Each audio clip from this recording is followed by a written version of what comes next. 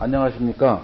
부동산 센스티브입니다. 코로나19 때문에 모든 경기가 마비되고 있는 이 시점에 고생이 많으십니다. 조금만 참고 정부 당국의 방역에 적극 협조해서 하루빨리 이 난국을 헤쳐나갔으면 좋겠습니다. 오늘은 부동산TV 개국일입니다. 부동산 중개 업무를 실시하면서 현장에서 보고 느낀 점 등을 위주로 방송을 진행해볼까 합니다. 오늘은 장안의 화제인 주택임대차보호법 중 최근에 개정된 중요한 부분에 대해서 알아보도록 하겠습니다. 주택임대차보호법 개정이 지난 7월 31일에 개정 공포되었습니다. 이번에 개정된 주택임대차보호법 주요 내용을 살펴보도록 하겠습니다. 이번에 개정된 임대차 3법은 크게 계약갱신 요구권, 전월세 상한제, 전월세 신고제 등이 주요 내용인데 주택 전월세 신고제는 주택임대차보호법이 아니고 부동산 거래 신고 관련 법령에 해당됩니다. 첫 번째 계약갱신 요구권에 대해서 알아보도록 하겠습니다. 상가건물 임대차보호법에서는 2002년 11월 2일에 제정되어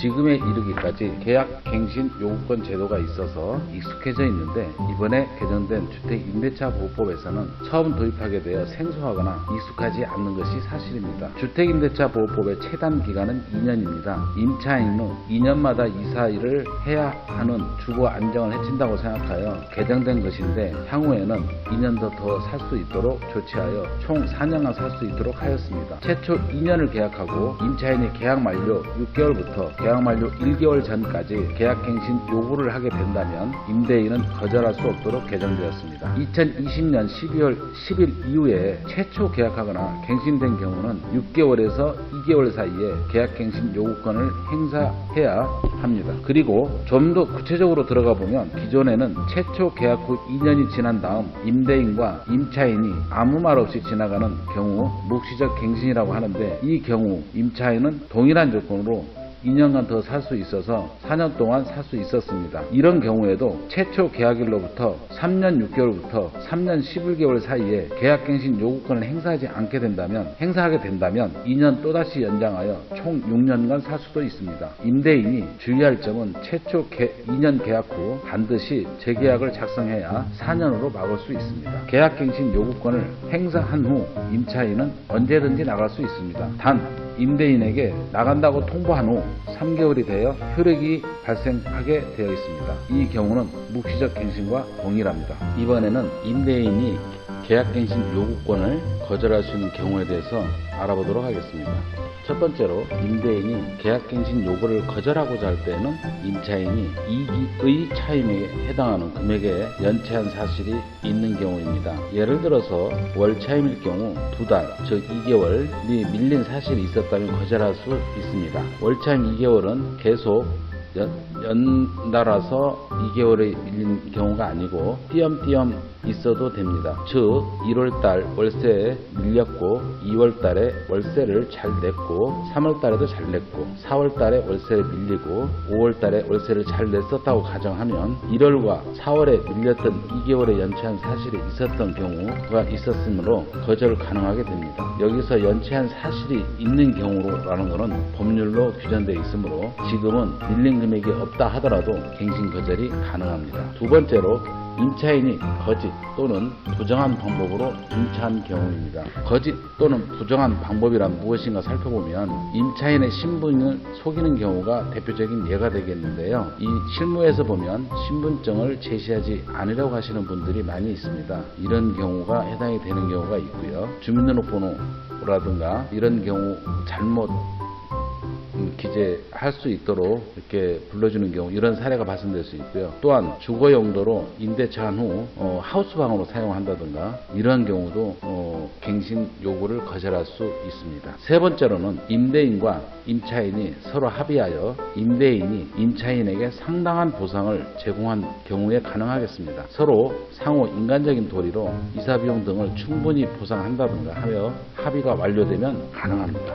네 번째로 임차인이 임대인의 동의 없이 전대한 경우를 들 수가 있는데요. 임차인이 임대인 동의 없이 전대차하는 경우가 아주 많이 있습니다. 본인이 계약해놓고 제3자가 거주하는 경우도 이에 해당될 수 있습니다. 다섯째, 임차인이 주택의 전부 또는 일부를 중대한 과실로 파손한 경우도 해당됩니다. 임차인 맘대로 인테리어를 한다든가 증축을 한다든가 하는 경우에 해당될 수도 있습니다. 여섯째, 임차 주택이 전부 또는 일부가 멸실되어 임대차 목적 달성을 못할 경우에 해당됩니다.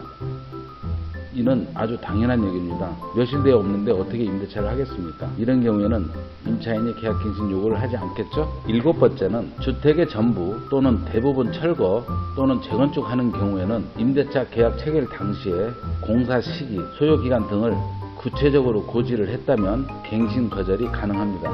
이런 경우에는 임대차 계약 체결 당시에 계약서 특약사항만에 구체적으로 명기해야 추후에 발생될 분쟁의 소지를 처음부터 없앨 수가 있겠습니다.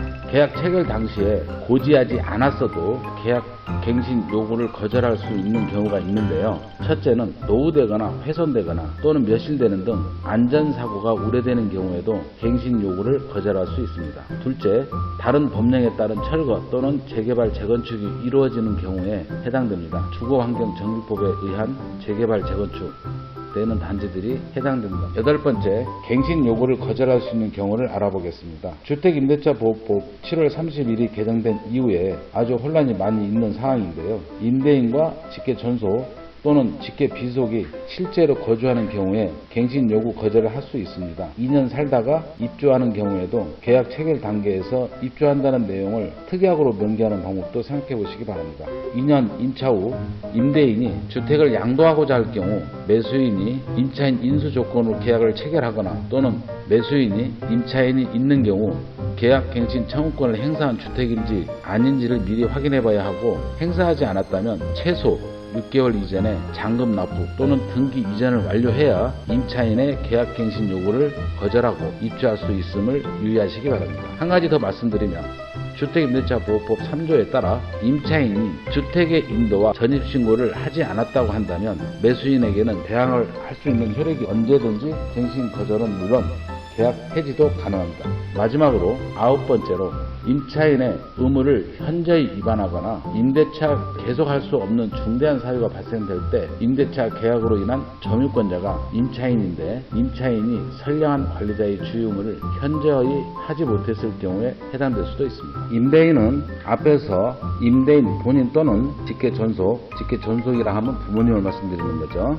직계비속이라 하면 자녀를 말씀드리는 겁니다. 직계비속이 실제 거주하겠다고 계약갱신 요구를 거절한 후 월세나 보증금을 올리거나 내리거나 관계없이 제3자에게 임대계약을 체결했다면 손해배상을 해야 합니다. 그러나 제3자에게 임대차 계약하지 않고 양도 계약하면 관계없겠죠? 그러나 실무에서는 임차인을 내보내려고 한다면 보증금을 먼저 내주고 내보내야 하기 때문에 녹록하지는 않을 것입니다. 그건 각자 알아서 판단하시고요. 여기에서 임차인이 입은 손해배상은 첫째, 합의로 이루어져야 하고, 합의가 이루어지지 않는다면 주택임대차보호법 7조 2에 따른 환산월차임의 3개월분에 해당하는 금액, 임대인이 제3자에게 임대하여 얻은 환산월차임과 갱신 거절 당시 환산월차임 간의 차액의 2년분에 해당하는 금액, 그 다음에 사유로 인한 갱신 거절을 인하여 임차인이 입은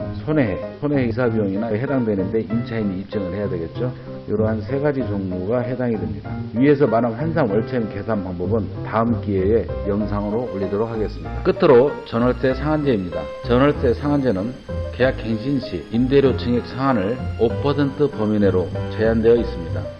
이는 임차료 급등에 따른 임차인의 부담을 덜어주기 위해서 만들어졌는데요. 5% 증액 또는 감액 주기는 1년 이내에 하지 못하도록 되어 있습니다. 최초 임대차 계약을 체결하고 2년을 살고 계약갱신을 요구하여 2년을 더 살아서 최고 4년을 살았을 경우 가정하여 임대차 계약 중 증감액 청구에 대해서 알아보도록 하겠습니다. 전월세 임대차 계약 기간 중에 5%를 증액할 수 있습니다. 증액 시에는 5% 한도로 감액 시에는 한도가 없습니다. 계약기간 중이라 하더라도 계약 후 1년 후에는 경제 사정 등을 고려하여 5%씩 올릴 수 있습니다. 10년간 임대한다면 최초 계약 후 매년 5%씩 복리로 올릴 수 있어 60% 가까이 올릴 수 있습니다. 그러면서 보시는 바와 같이 최초 계약 후 2년이 지나고 계약갱신 요구하여 2년 더 살았을 경우 임대인은 3번의 증액을 올릴 수 있는 기회를 가지게 됩니다. 여기까지 준비한 내용입니다. 도움 되셨나요? 추후